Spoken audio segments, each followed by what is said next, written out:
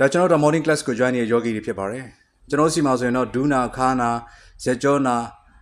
သွေးလေးဘက်နာလေးဘက်နာသမားတွေလည်းများသလိုယောဂမရှိတဲ့လူတွေလည်းပါပါတယ်ညနေတက်မှာဆိုရင်ကိုယ့်နှစ်အရွယ်သားလေးတောင်ပါတယ်နော်အဲ့ကျွန်တော်တို့ကတစ် session club တစ်ခုမှာဆိုရင်တော့အများဆုံး10ယောက်ပဲကျွန်တော်လက်ခံနိုင်ပါတယ်တကယ်လို့10ယောက်ကျော်သွားရင်တော့နောက်တဲ့အချိန်လေးခွဲပြီးတော့ကျွန်တော်ပေးမှာဖြစ်ပါတယ်အဓိကဒီမှာကတော့ကျွန်တော်တို့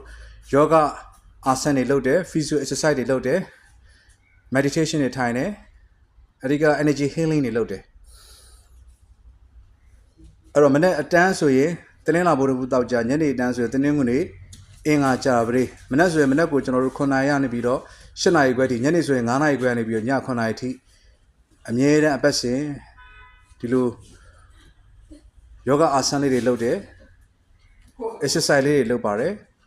နောက်တယောက်ချင်းစီကိုကျွန်တော်တို့က physio ဖြစ်တဲ့အတွက် coach တိုက်လုပ်ပေးပါတယ်မရတဲ့မနိုင်တဲ့ post တွေကို view စာရပြီးတော့ကျွန်တော် coach လုပ်ပေးပါတယ်เนาะအားလုံးကျေးဇူးအများကြီးတင်ပါတယ်